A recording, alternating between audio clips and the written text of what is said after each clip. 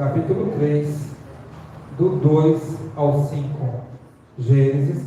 Só levanta a mão que eu dou o microfone para você estar lendo, tá? Gênesis, capítulo 3, do 2 ao 5.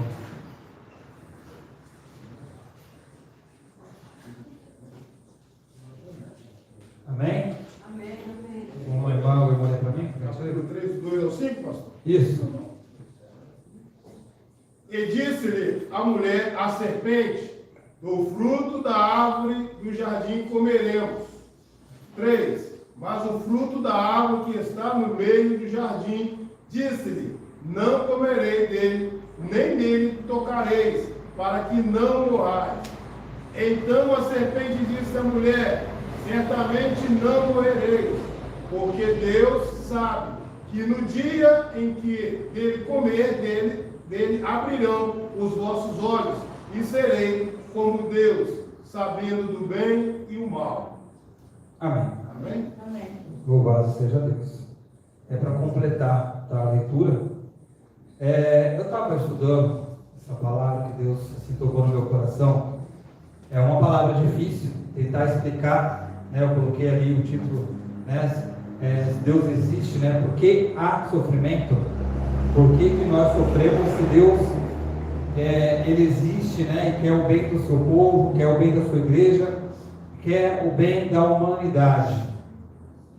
Sim, Deus existe, senão não estaríamos aqui, né? A gente não está aqui porque o pastor fala bem ou fala mal, mas porque nós viemos buscar a presença do Senhor aqui nesse lugar, que é casa de oração.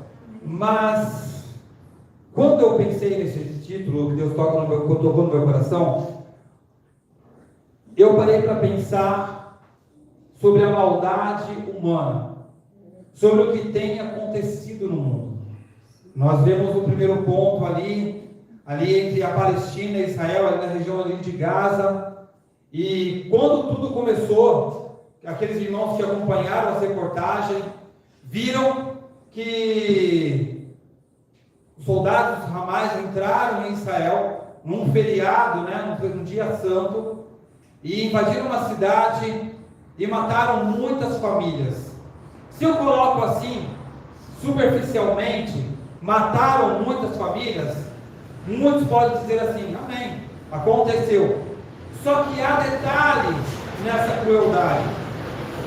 Eles só não entraram e mataram famílias a tiros, mas existia bebê naquelas casas. E esses bebês foram colocados dentro, verdade, da igreja, foram colocados dentro dos fogões da sua casa, dentro do forno, e aquelas crianças morreram queimadas ali, ao calor daquele forno. Foi isso que aconteceu recentemente. Eu estou falando no tempo bárbaro, em que a humanidade não tinha conhecimento e nem consciência. Eu estou falando do momento agora, atual. E o que leva o homem a cometer essa atrocidade? Primeiro que nós vemos aqui, como nós falamos em Gênesis no capítulo 3, versículo 2 e 5, que Satanás, primeiro ponto você tem que observar, Satanás ele não questiona o poder de Deus, tá? Ele não questiona o poder de Deus, mas ele questiona o governo de Deus. Ele questiona regras que Deus coloca sobre a humanidade. E naquele momento, a única regra ali, né, que não podia ser feito, era comer do fruto daquela árvore. Satanás, ele chega até Eva e fala: olha, Deus disse para você não comer, mas ele falou por que você não poderia comer? Não me falou, só falou que não poderia comer desse fruto. Mas que governo é esse que coloca uma lei e não explica essa lei?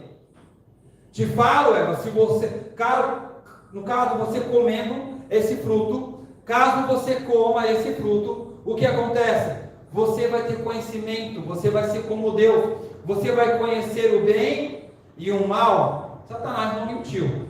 Realmente Eva, ela já conhecia o bem, mas não conhecia o outro lado, o mal. Não havia maldade dentro dela, mas havia curiosidade.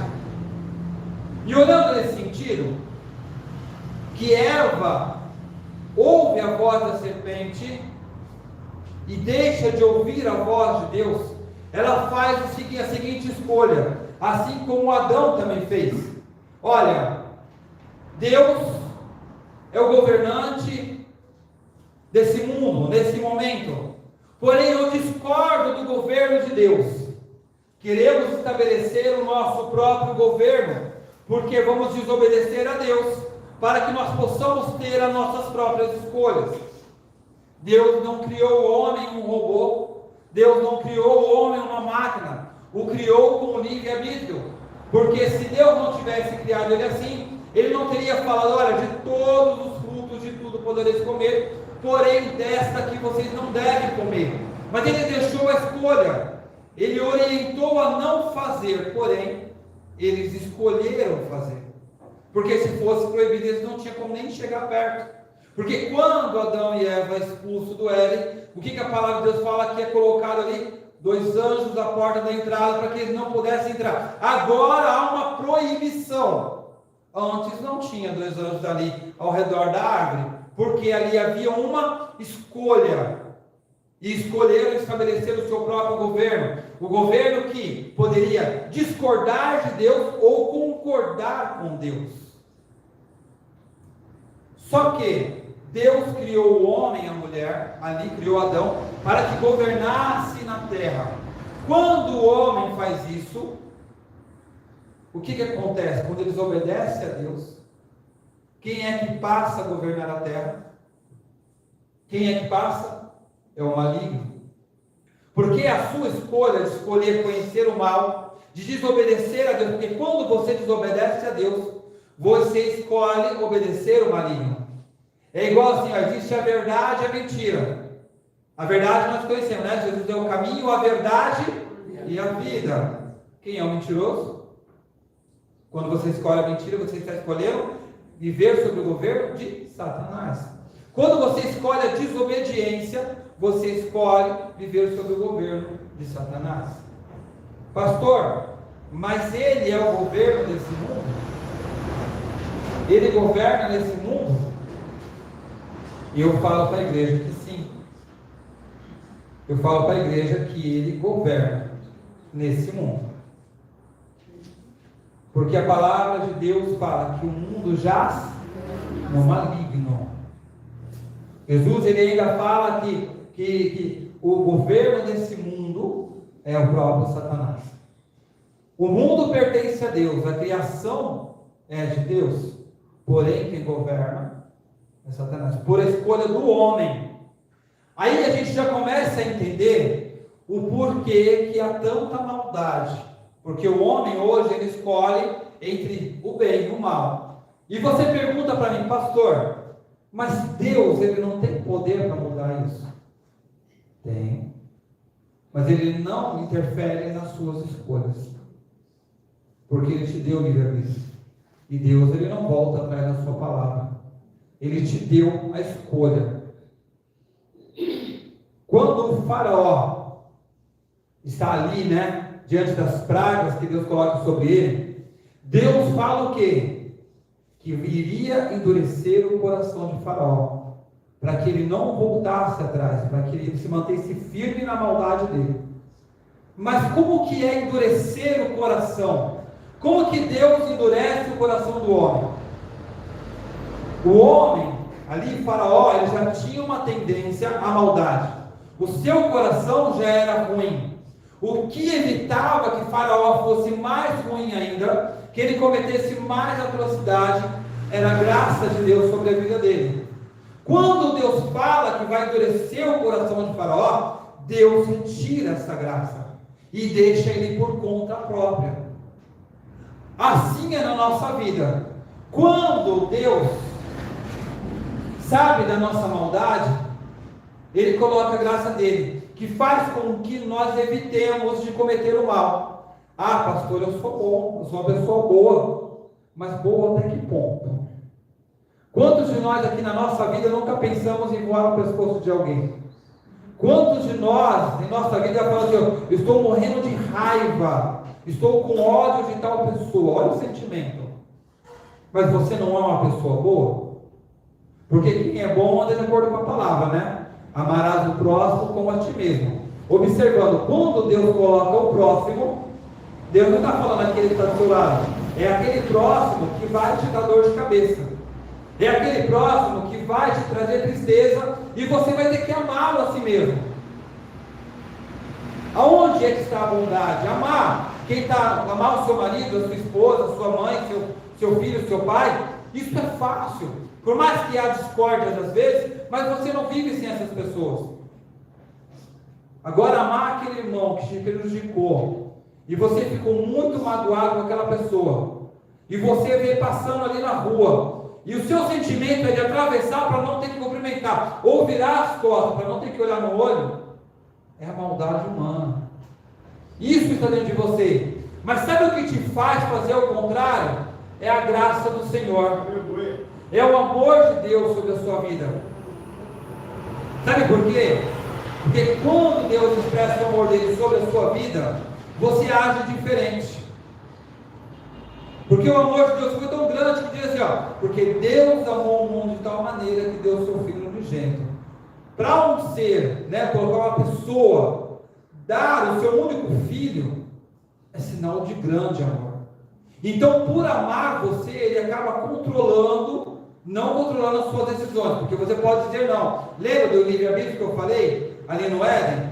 É o livre-arbítrio. Você pode dizer, não, Senhor, eu não quero. Eu quero cometer essa atrocidade. Você vai fazer isso. Você vai cometer essa atrocidade. E nós começamos lendo aqui, o Evangelho de Lucas, que no primeiro versículo diz assim, e naquele mesmo tempo estavam presentes ali alguns que lhes falavam dos galileus, cujos sangues Pilatos misturara com os seus sacrifícios. Observe uma coisa, os galileus sim, eles eram idólatras, eles cometiam sim atrocidades, eles cometiam erros, eles adoravam os seus deuses e sacrificavam os seus animais. Porém, a atrocidade maior cometeu Pilatos, que, observando a forma deles adorarem os deuses dele, falou assim, vocês querem adorar o seu Deus? Vocês querem oferecer sacrifício a ele? Beleza, Pilatos vai e mata todos aqueles galileus, aqueles homens, que estavam oferecendo ali seus holocaustos aos seus deuses falsos. Porém, ele mata e mistura o sangue daqueles galileus com os animais. E agora oferece a sacrifício aos deuses deles. Aquela multidão, aquelas pessoas ficaram pasmas ao saber dessa história e o que tinha acontecido. E Jesus fala assim para ele, olha, vocês estão espantados com essa situação? Vocês estão olhando assim os galileus e achando assim, mas eles eram idólatras. Talvez sim eles merecessem morrer. Mas Jesus fala assim, olha, mas se vocês não se arrependerem dos seus maus caminhos, da mesma forma vocês irão morrer. Porque para Deus não há diferença. Porque para Deus pecado é pecado. Então Jesus ele coloca ali, olha, e é o próprio Jesus falando, não estou falando do Antigo Testamento, que fala sobre sacrifício, estou falando aqui do próprio Cristo falando. Observa bem. Não há diferença desses galileus, dos outros galileus, e para a igreja de hoje. Não vai mudar. Foi uma atrocidade que aconteceu, mas o seu pecado vai causar sofrimento.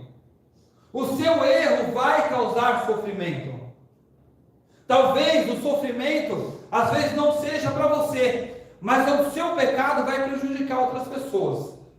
É tipo assim, vamos colocar dessa forma. Um homem, ele comete adultério. Ele começa a trair a esposa dele com uma outra mulher casada. O marido dessa mulher sabe que aquele homem está saindo com a mulher dele. Só que esse marido dessa mulher é um homem mau também. Ele pega a arma dele, vai até a casa daquele homem, ele não está. Mas por vingança, esse homem mata a esposa e os filhos dele. Eu pergunto à igreja, que culpa tem a mulher e os filhos daquele homem? São inocentes. Mas por causa do pecado daquele homem, vidas inocentes foram tiradas. Observa, a sua ação pecaminosa gera consequências. A sua ação pecaminosa é igual, vamos colocar assim, algo mais leve na igreja. Vou colocar algo que acontece em todas as igrejas, não estou falando dessa igreja aqui não, mas assim, quando alguém vai falar da vida de outra pessoa, só que essa pessoa está falando porque escutou uma história, só que quando vai contar, fala com mais veracidade. Quando vai chegar lá na frente, você já prejudicou aquela pessoa e outra família, mas você nem sabia se aquela história era real. Por causa do seu pecado, o pecado da fofoca, tá? Causou um dano maior naquela outra família. Observa bem, não estou dizendo assim, eu trouxe o caso de uma atrocidade, mas a sua ação também, por causa da sua língua, causou uma atrocidade. Matou uma família que estava firme no Evangelho.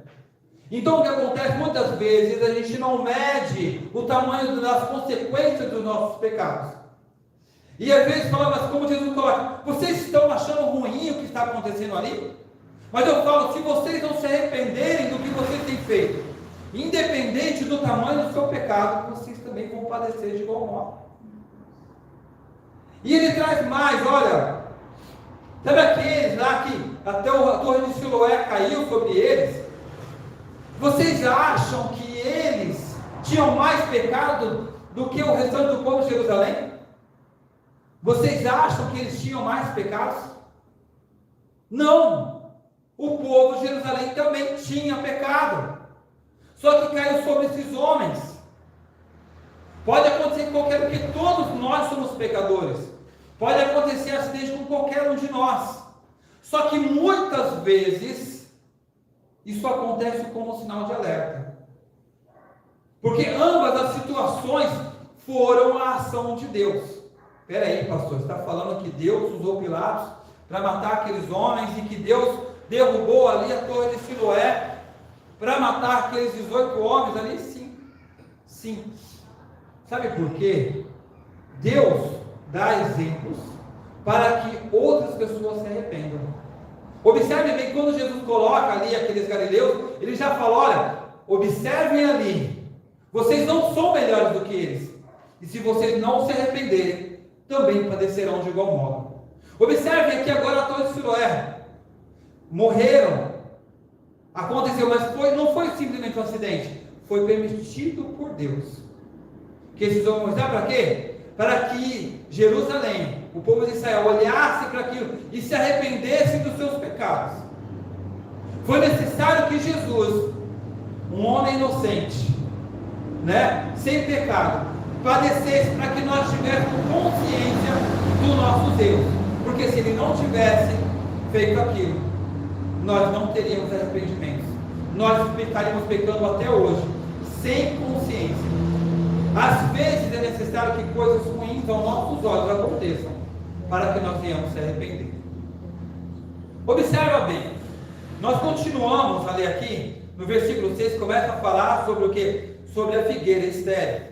Que fala sobre que um certo homem tinha uma figueira plantada na vinha, porém, aquela figueira não dava fruto.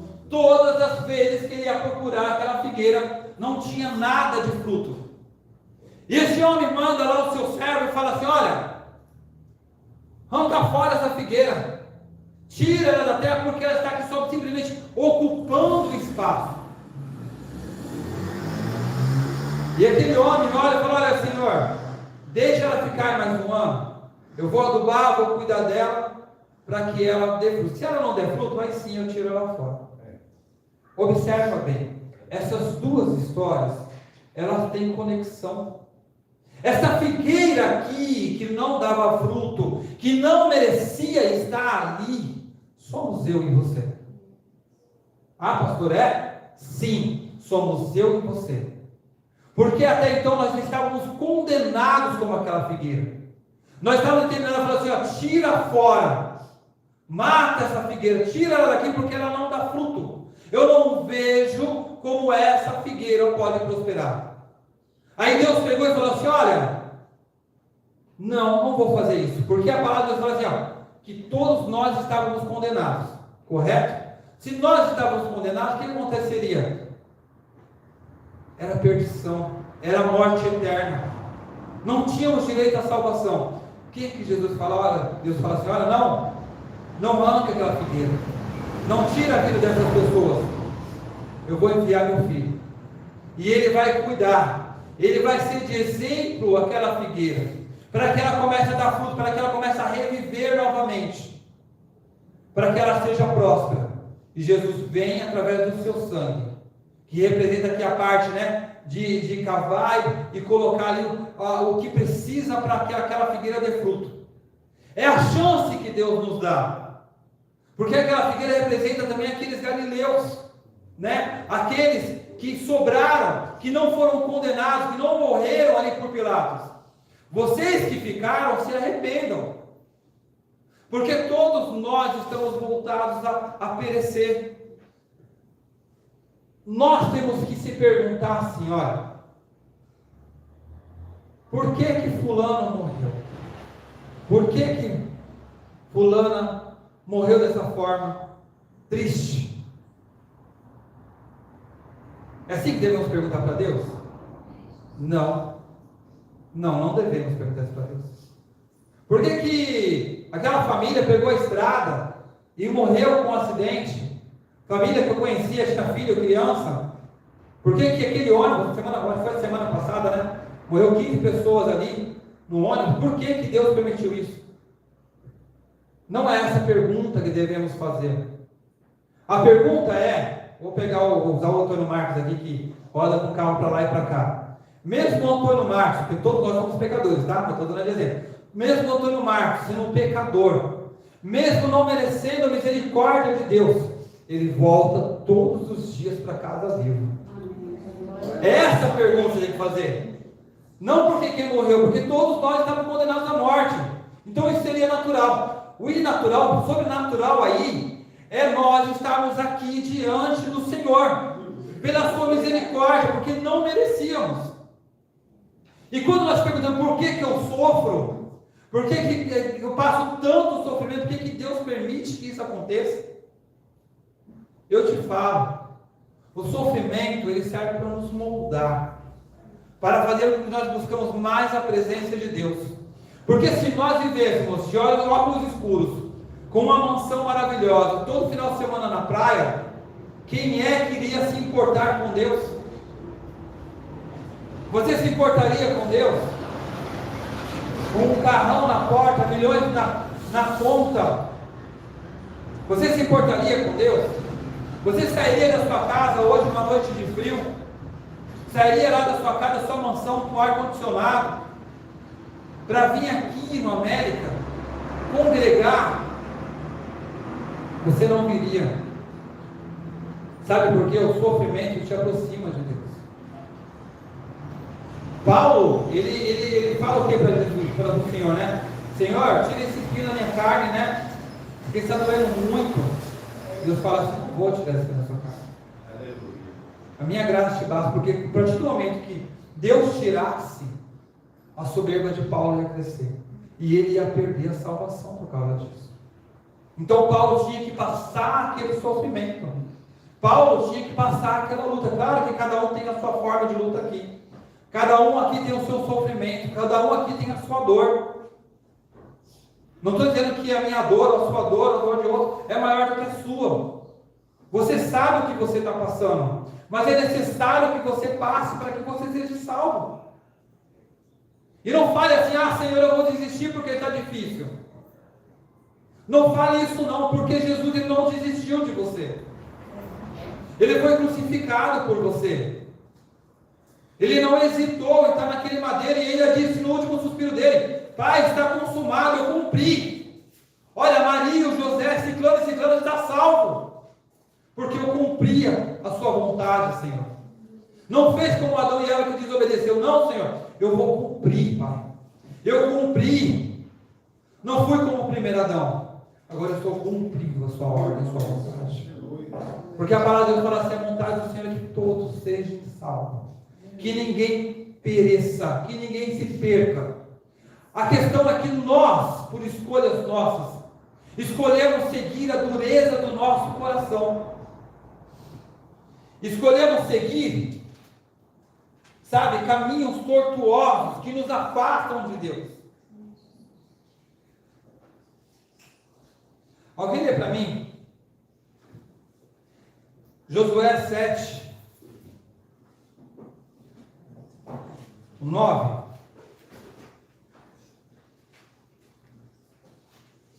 Josué 7, versículo 9.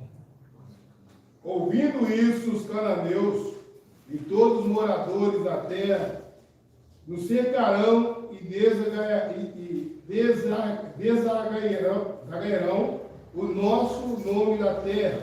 E então o que fará aos teus grandes nomes? Mesmo? Pode continuar. E então diz o Senhor a Josué: levantai-vos, porque está prostrado assim sobre o teu rosto. Levanta também, tá? Israel pecou, e até transgrediram o meu concerto que lhe tinha ordenado, e até tomaram dos anatema, né? Isso. Anátema, e também furtaram, e também mentiram, e até debaixo de sua bagagem os puseram. Só daqui. Observa bem. Israel realmente fez isso? Israel realmente fez isso? Só voltar um pouquinho. Israel não fez. Foi Acã e seus filhos. Mas por causa dele, todo o Israel pagou um preço muito grande. É aquilo que uma vez eu falei para meus filhos, né? Que eles tinham que tomar cuidado com as suas escolhas. Porque assim como Jonas, que estava naquele barco, por causa da sua rebeldia, desobediência a Deus, o barco todo passou pela tempestade. Aqueles homens do barco tinham alguma culpa do que estava acontecendo?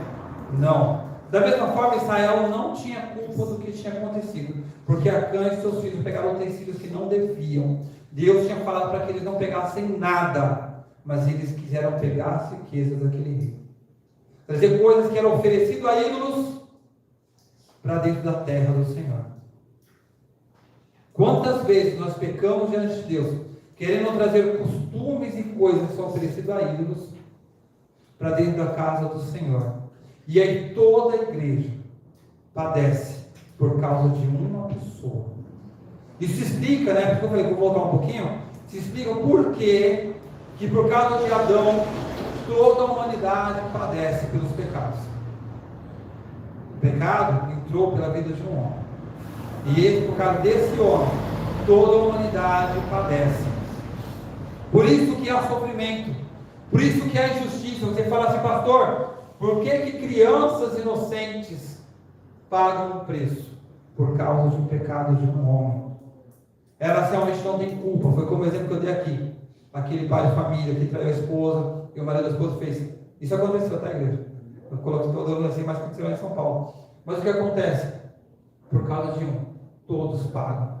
E eu coloco isso diante da igreja.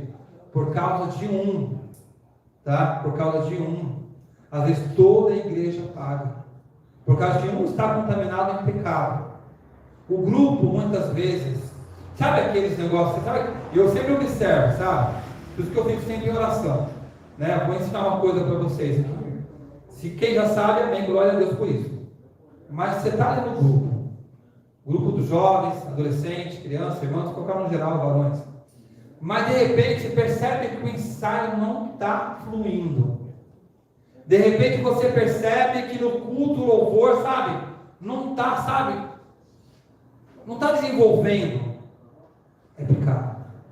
Alguém do grupo está desagradando a Deus. Não sei que seja aquele pecado enorme, mas é pecado. Eu fico observando também no grupo canto, eu falei, Senhor, tem misericórdia. Eu observo outro grupo canto, Senhor, o que está acontecendo? Aconteceu isso sem ela achar. E eu vou ser bem claro para a igreja, não vou mentir não. Tá? O grupo de jovens cantava e eu observava, Senhor, tem alguma coisa errada. Não tem lógica, o grupo de jovens é uma bênção, tem gente nova. E eu fiquei observando, eu olhei assim, não, será que é essa menina, será que é a outra? E pedindo para Deus revelar. E Deus mostrou. Tá? E Deus mostrou. Eu não vou falar o que aconteceu, mas era um filho meu, o Gustavo. Ele tinha cometido um erro. E isso estava afetando tanto também no Ministério de Louvor, né, João? Também. O Ministério de Louvor só era uma bênção, mas depois que aquelas datas começou, só a misericórdia de Deus errava, não cruzava nunca, porque tinha um em pecado. E sim, era o filho do pastor. Não posso mentir e esconder, não. Levei para o pastor presidente. Falei, pastor, aconteceu isso com meu filho. Aí ele falou assim, não, bom que você está falando, você não está escondendo. Cheguei na igreja e falei, meu filho fez isso e agora está disciplinado. Ficou 3 meses disciplinado. Não é porque é meu filho. Vou fazer diferente, vou esconder. Não. Tem que ser igual modo. Igual modo, eu falei com o irmão, com outro irmão, da minha forma foi disciplinado. Depois disso, as coisas começaram a fluir. Porque por causa de um, estou dando exemplo meu mesmo, não tenho vergonha de falar não. Tá? Por causa de um, afetou 2 grupos, o grupo dos jovens e o Ministério de Louvor que ele tocava. Só para vocês terem uma ideia. Quando acontecer isso no grupo, eu aconselho os irmãos, ora porque tem coisa errada no meio do grupo. Ora, não fica falando no blog, no ensaio, irmã, tá assim porque tem alguém pegar, pelo amor de Deus, faça isso não, só ora, tá? Ora, igualmente eu pedi para Deus, Deus falou, Deus mostrou e graças a Deus por tomar atitude. E quando a igreja está cega espiritualmente e não percebe e não toma a atitude que precisa tomar, aí o pecado vai crescendo, vai contaminando um e o outro, aí a injustiça começa a aparecer, e o que acontece com a igreja padece. A igreja padece porque há uma contaminação dentro da igreja. O pecado, igreja, ele é como um vírus, tá? É como um vírus. Começa ali, daqui a pouco vai aumentando. Ele passa, igreja, vai aumentando. Quando vai ver, já contamina toda a igreja. E a igreja fala, nossa, não estou conseguindo mais sentir a presença de Deus, mas por causa de um. Jonas estava no barco, mas o barco passou pelaquela tempestade por causa dele. Não foi, mais que aqueles homens não serviam a Deus, porque eles eram idólatras. Para Deus é bem claro que cada um buscou o seu Deus ali, de repente reconheceram o Jonas e falaram, mas você é servo do Deus Altíssimo. Eles sabiam que tinha um Deus Todo-Poderoso. Por que você está aí dormindo? Por que você não clama ao seu Deus? Olha, não, é porque eu estou fugindo da vontade do meu Deus. Observa bem o que acontece. A desobediência é um pecado para a igreja. Quando Deus te mandar fazer algo, faça. Não sou capaz, melhor você fazer. Melhor você fazer. Não fica achando desculpa. Não faça como Moisés. Senhor, eu não sei falar. Não, mas eu sei contigo. Mas Senhor, eu não sou bom de palavra. E ficou. Vai Deus uma hora. Falou, tá bom, Moisés. Ok, vou mandar seu irmão. Pronto. Moisés perdeu o direito de ser sacerdote. Arão virou sacerdote, mas era para ele ser sacerdote. E a sua descendência também. Ele perdeu esse direito por covardia. Porque não ouviu a voz de Deus. Então, as consequências do nosso Deus influenciam na vida de outras pessoas. Lê para mim, por gentileza, Romanos 7, do 19 ao 24. Romanos 7, do 19 ao 24.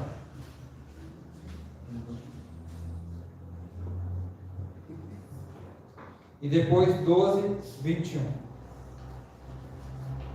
Porque não faço o bem que eu quero, mas o mal que eu não quero, esse faço. Mas se eu faço o que não quero, já não sou eu quem o faz, e sim o pecado que habita em mim. Assim, encontro esta lei: quando quero fazer o bem, o mal reside em mim. Porque, segundo o homem interior, tenho prazer na lei de Deus. Mas vejo nos meus membros outra lei que, guerreando contra a lei da minha mente, me faz prisioneiro da lei do pecado que está nos meus membros. Miserável homem que sou, quem me livrará do corpo dessa morte? Observe bem, Paulo, ele está falando assim, olha, vou resumir, pensando eu em fazer o bem, quando eu quero fazer o bem eu não consigo, é muito mais difícil fazer o bem do que fazer o mal. O mal é mais fácil fazer, porque o pecado já está em nós, a vontade, a maldade está dentro de nós. Lembra? O que Adão e Eva descobriu? O que Adão e Eva trouxe à humanidade? O bem e o mal. Agora você vai saber o que é o bem e o mal. Só que isso você não vai só saber, vai habitar em você, vai estar dentro de você. Paulo é bem claro, o mal já está aqui. Eu não quero fazer, mas é uma luta constante. É difícil lutar contra isso. Porque quando eu quero fazer o bem, quando eu vejo, eu já pratiquei o mal. Porque o bem você tem que planejar para fazer, já o mal é espontâneo. Porque muitas vezes, olha essa situação. Quando é para falar bem de uma pessoa, você pensa, espera o momento certo, você espera ali o momento casual ali que vai dar certo para encaixar, você falar bem daquela pessoa. Porém, o mal é espontâneo. Basta você chegar na rodinha e falar, sabe que esse ciclano fez isso. É espontâneo, é o mal. Entendeu? É o mal. É igual um homem que estava procurando um senhor e o nome dele era José. Aí esse homem chegou naquela cidade e perguntou assim, olha, conhece o José? Ele era um alfaiate, né? Conhece o José? Mas que José? Tem tanto José. Mas o José, ele é um alfaiate, não conheço não. José, ele é meio assim. É um careca? É isso mesmo, é um careca. Olha só, a única coisa que as pessoas se lembravam dele era o defeito dele. Não é que é um defeito, tá, igreja? Mas assim, o que colocavam sobre ele? Aquela parte que ele não tinha o cabelo. Olha só como a humanidade é má. Observa aquilo que é ruim, né? Que a pessoa não gostaria de ser chamada, né? Tem gente que gosta de careca, mas eu dei um exemplo do careca só para a igreja ter uma noção. Mas é a maldade humana. Olha o defeito, não olha a qualidade. O cara era um alfaiate de primeira, porém a cidade só conhecia ele como careca. O careca. Olha só, as qualidades ninguém olha. Olha a maldade humana. E Paulo, ele fala assim, eu quero fazer o bem, quando eu vejo o mal, já pratiquei, é uma luta. Porque a minha carne é pecaminosa, ela deseja o pecado, ela deseja o mal, e é uma luta constante. Aí ele pede o que? Misericórdia a Deus. Senhor, me dê graça, tenha misericórdia de mim, porque eu sou miserável. Nós somos miseráveis diante do Senhor, porque somos pecadores. Lê para mim, 12:21 de Romanos. Não te deixei vencer do mal, mas vencer o mal com o bem. Observou? 12:21. É 12:21. Lê novamente para mim, tá, Marcos? Não te deixeis vencer do mal. Não te deixei vencer do mal, mas vencei o mal com o bem. Observe uma coisa. Não há como vencer o mal com o mal. Não tem como você vencer com as suas próprias forças. Não há como você tentar vencer isso por si próprio. Você só vence o mal fazendo o bem. Só vence o mal fazendo o bem. É igual aqui, ó. Todos aqui são crentes, né? Em Cristo Jesus. Certo? Mas Deus sabe que se você chegar no seu limite, você é capaz de matar uma pessoa. É verdade. É igual, vou colocar assim para a igreja. Se alguém invadir minha casa, eu vou ficar lá aplaudindo? Não, pode matar aí, Deus vai ter misericórdia, né? Não, eu vou para cima do cara. Eu posso morrer, mas eu não vou deixar não. E a tendência é eu acabar cometendo uma atrocidade. Porque Deus sabe que eu sou capaz de fazer isso. Ele sabe que nós somos capazes de fazer isso. Mas no bom senso, fala assim, olha, eu nunca faria isso. Claro que eu nunca faria isso, nunca teria coragem. Mas chegou no meu limite. Eu falo assim dessa parte porque é minha família.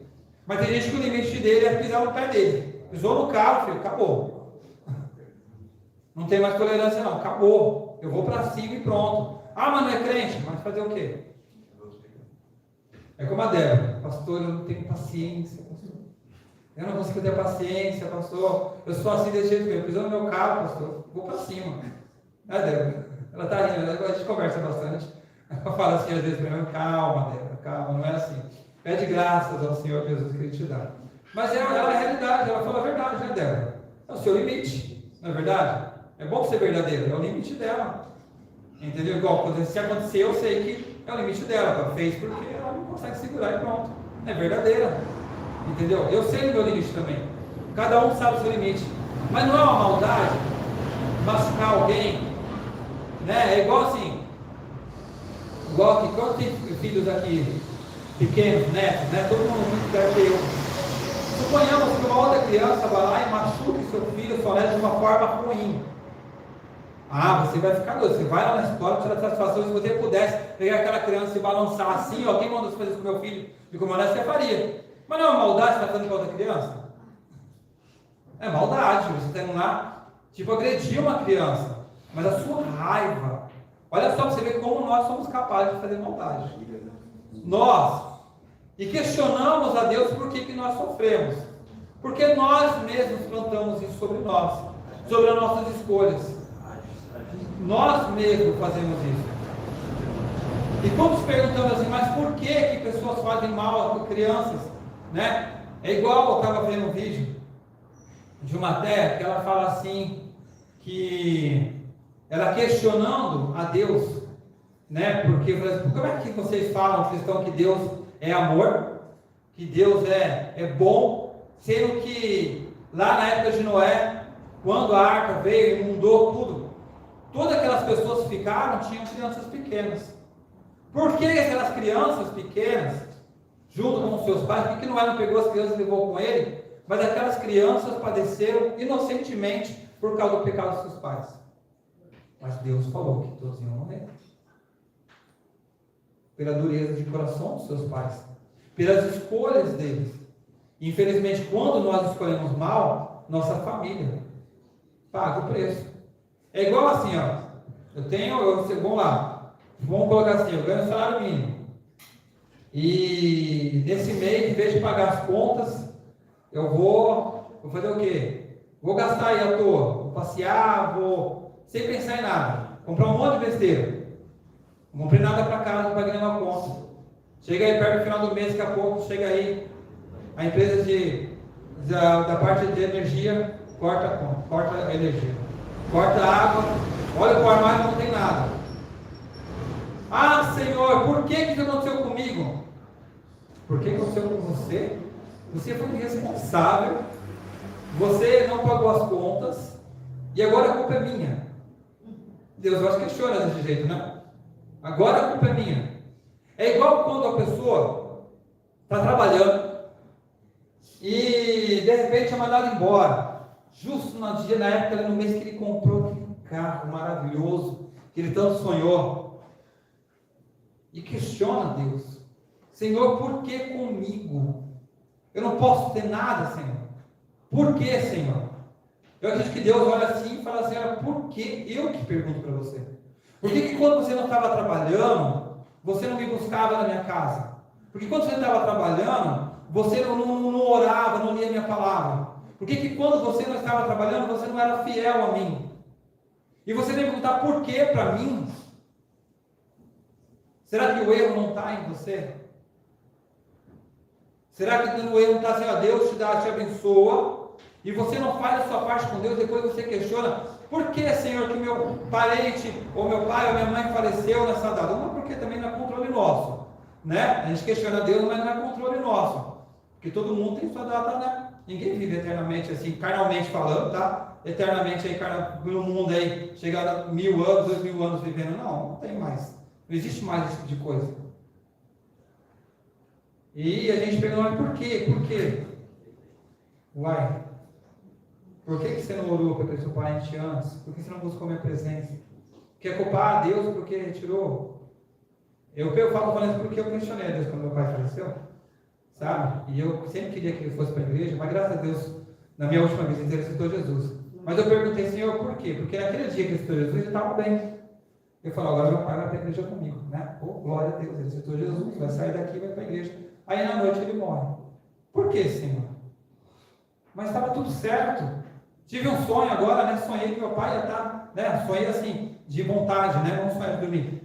Que meu pai estaria comigo ali, congregando agora. Por que, Senhor? Que justiça é essa? Tanto tempo orando meu pai para a igreja e, de repente, é que está a questão. Por que eu não me posicionei antes de forma diferente? Por que eu não fui mais enfático a pregar a palavra para o meu pai? Graças a Deus, Senhor Jesus, mas poderia ter sido antes. Quem sou eu para questionar a Deus? Aí Deus fala, por que você não fez antes? Por que você, na meio da dureza do coração dele, não foi ali orou, jejuou para que quebrantasse esse coração? Porque eu não fiz a minha parte. Quem sou eu para questionar a Deus? E fala, Deus é mau? Não, Deus não é mau, não. Foi eu que fui mau. Eu que fui mau, porque eu não fiz a minha parte. O negligente foi eu, não foi Deus. E Deus ele teve misericórdia dele no último momento. Mas a culpa não é de Deus, a culpa é minha. Entendeu? A gente, essa é a questão que eu trouxe. Mas Deus, por que a gente sofre, né? Passa tanta luta, tanta prova, tanta maldade no mundo? Mas será que não é nós mesmos que estamos plantando isso?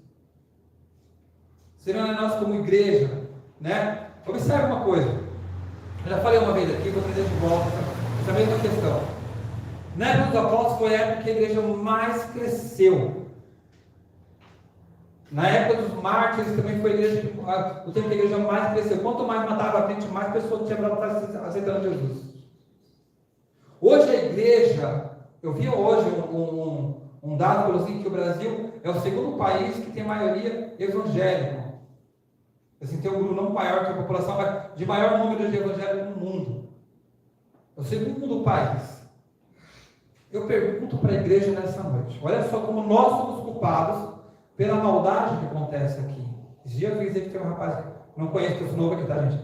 Faleceu ali, né? Tiraram dele e ele morreu. Né? Mas assim, mas nós somos culpados, sabia disso? Sabe por quê? Agora pensa, nós somos maioria. A igreja hoje está estabilizada. A igreja hoje tem o poder de orar, de jejuar. Tem toda a condição de ir para cima e salvar o máximo de alma possível. E o que nós temos hoje? Atrocidades. O aborto foi aprovado. Observa, nós temos deputados evangélicos lá. Sabe? O aborto foi aprovado. Pessoas matando um outro aí. Né? E muitas vezes filho de bandido, a maioria é tudo filho de crente, os bandidos. José, Moisés, Mateus, Lucas, tudo nome bíblico, né? Misericórdia, se ele soubesse, vai ficar assim. Falar, não coloca o nome de ninguém. Mas a culpa é da igreja, porque a igreja, em vez de orar e pregar a palavra, de fazer a parte dela, não faz.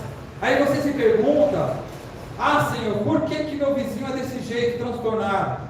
Por culpa sua. Por culpa dele, a culpa não é de Deus, não. Porque Deus nos estabeleceu como igreja, sabe para quê? Para ser o quê? O sal da terra e a luz do mundo. Estou mentindo, igreja? Será que você tem temperado a terra da forma certa? Será que você tem sido luz para aquelas pessoas que estão em trevas? Agora você vem querer culpar Deus? O mundo já é maligno por culpa de Deus.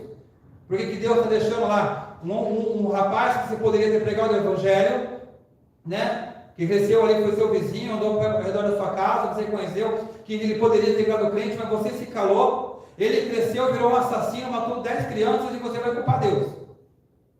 Mas você não estava lá para poder mudar a situação? Você não foi chamado por Deus para pregar a palavra? A palavra é um pouco dura para a igreja, mas é a realidade. A gente precisa dessa realidade sobre nossas vidas. Como eu falei, a questão é sempre pergunta, né? Se Deus existe, por que existe tanta maldade? Mas ela se perguntou se a igreja existe porque existe tanta maldade?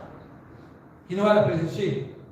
A igreja não era para ter causar um efeito maior em toda essa nação aqui do Brasil?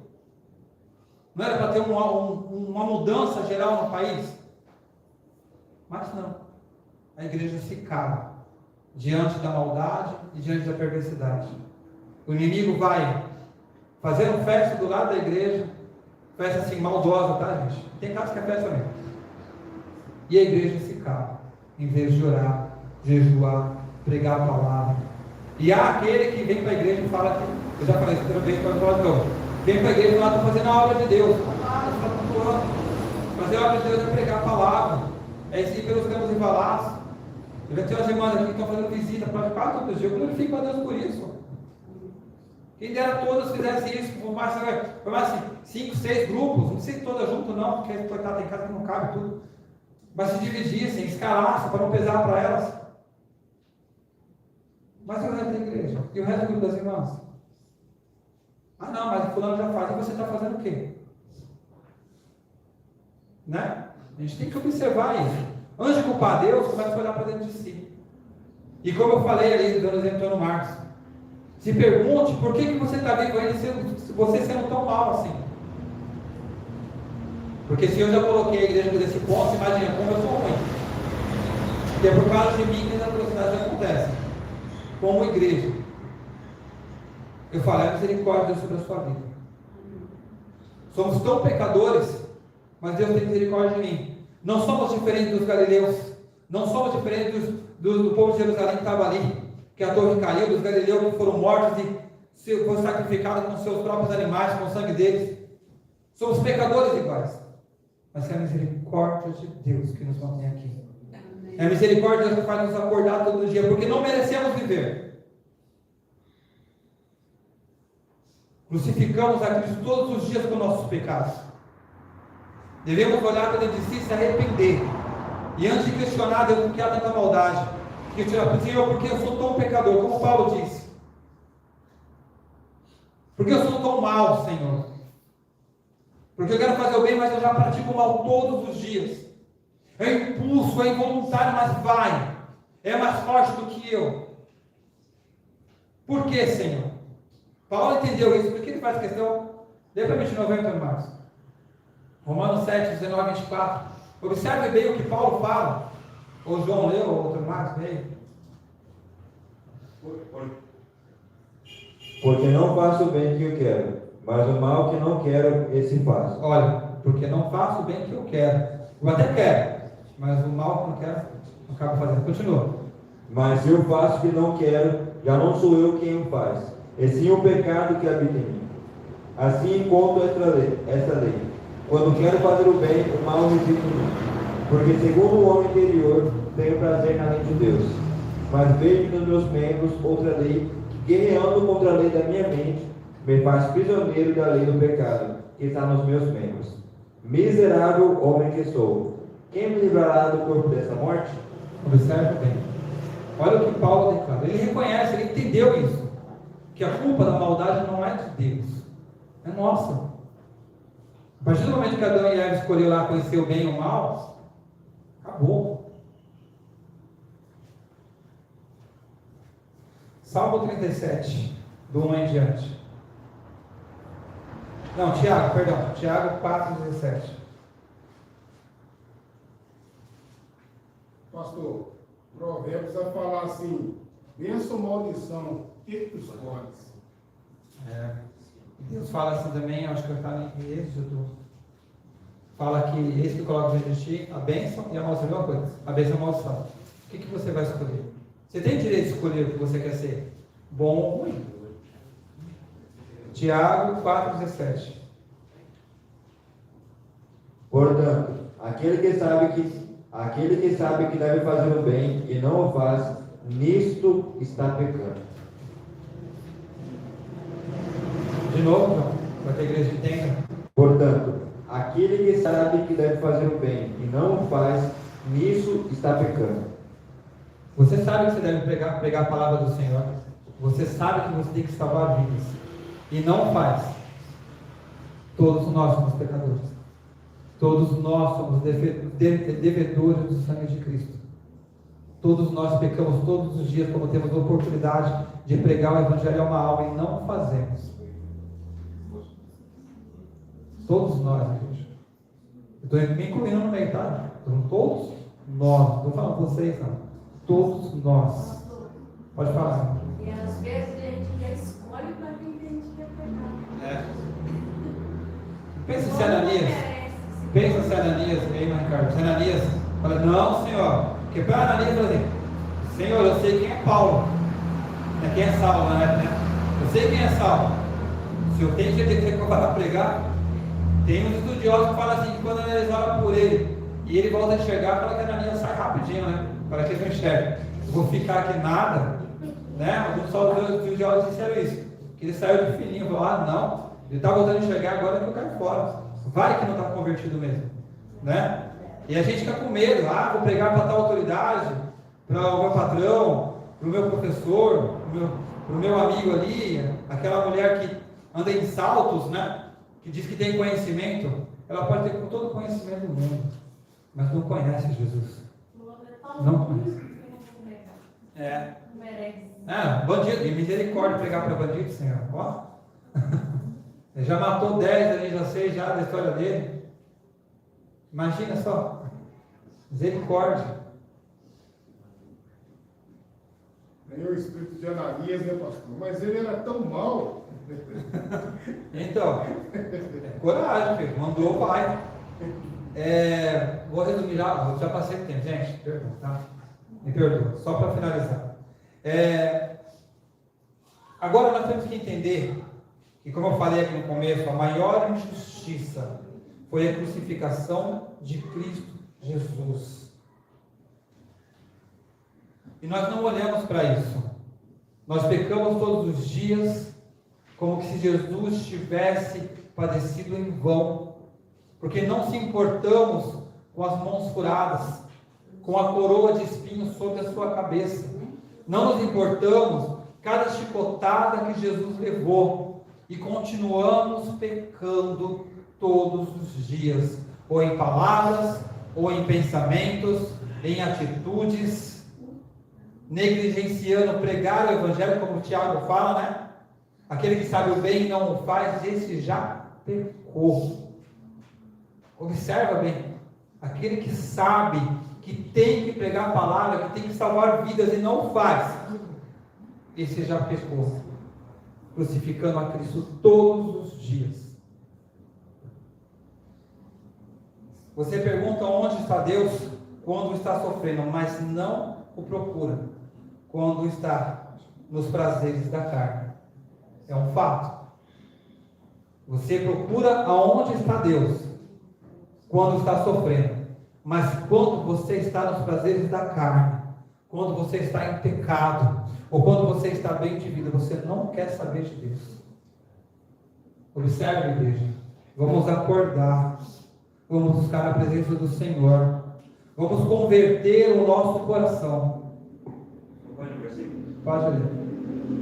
Encontra em Romanos, capítulo 9, verso 19. O título é A Soberania de Deus. Mas você vai me dizer, por que Deus ainda se queixa? Por quem pode resistir a sua vontade? Mas quem é você, caro amigo, para discutir com Deus? Será que o objeto pode perguntar a quem o fez? Por que você me fez assim? Será que o oleiro não tem direito sobre a massa? Para do mesmo barro fazer um vaso para a honra e outro para a desonra? Que diremos se Deus, querendo mostrar a sua ira e dar a conhecer o seu poder, suportou com muita paciência os vasos da ira, preparados para a destruição, a fim de que também desse a conhecer as riquezas da sua glória nos vasos de misericórdia, que de antemão preparou para a glória? Esses vasos somos nós, a quem Deus também chamou, não só dentre os judeus, mas também entre gentios. Amém. Deus está falando, igreja. Só finalizando a parte da mulher que é ateu, né? Ateia, né? Que fala, da casa feminino, ela questionava, né? Sobre que Deus deixava acontecer as atrocidades com criança, mas essa mesma ateia é a favor do aborto, matando crianças no útero. Esses mesmos são a favor disso. É muito fácil acusar Deus quando você não olha para si próprio. Agora, quando você se reconhece pecador, né? Como Paulo diz, miserável homem que sou, você conhece a glória de Deus e fala, Senhor, Tu és muito misericordioso, porque não era nem para mim estar aqui. Já era para ter sido condenado. Mas eu venho para casa todos os dias. Eu chego em casa com o meu carro todos os dias. Eu chego no meu trabalho todos os dias. Porque mesmo sem carro, caminhando, você pode se atropelar. Pode tropicar e cair no meio da rua. Bicicleta, quem trabalha de bicicleta aí, pode cair e o caminhão passar por cima. Mas Deus é misericordioso, você chega em casa todos os dias. Então glorifica a Deus por isso. Não questione a Deus, porque não somos merecedores. Amém, igreja? Que Deus fale mais no seu coração. Tinha mais uma parte, mas Marcos, pode falar. Pode? Provérbios capítulo 28, versículo 14, vai falar assim, ó. Bem-aventurado o homem que continuamente teme, mas o que endurece seu coração virá a cair no mal. Só para você ver. Você teme ao Senhor? Você tem realmente o temor de Deus? Quando você entra aqui por essas portas, daqui, vou usar o templo de exemplo, tá? Eu sei que é de pedra aqui, né? Cimento, mas é chamada casa de oração. Quando você entra aqui, o seu coração se compadece. Vou falar uma coisa para as irmãs. e para os irmãos. Eu acho, ó, vocês têm uma opinião minha, tá? Cada um tem sua opinião. Eu acho uma falta de reverência enorme quando você entra na igreja, está no momento da oração e você fica conversando. Eu observo, eu peço educação, mas eu sempre olho assim, até misericórdia dessas vezes. Como é que pode estar dentro da casa do Senhor e não ter nenhuma reverência no momento de cultuar? Aí ele fica assim, mas não senti nada. Como que você vai sentir alguma coisa? Se você não respeitou o lugar que você está. Se você não colocou o seu coração ali, em oração. Aí fala, Deus, eu louvei e não senti nada. Como que você vai sentir? Como que Deus vai receber o seu louvor? Como que Deus vai receber o louvor de um grupo que não respeita o lugar onde está? Falta de reverência. Não tem o temor de Deus. Aí sim, como o Marcos falou, né? Que não tem temor a Deus, né? O mal já domina. Aí depois você pergunta, por que tantas coisas ruins acontecem comigo? Por falta de temor. Por não entender quem é Deus. Amém, igreja? Vou terminar, senão a gente fica aqui até 10 horas. Tá? Tinha mais coisa para falar aqui. Então, eu tentei correr um pouquinho no final. Mas que Deus fale o coração da igreja. Que a igreja tenha entendido o porquê que há sofrimento, né?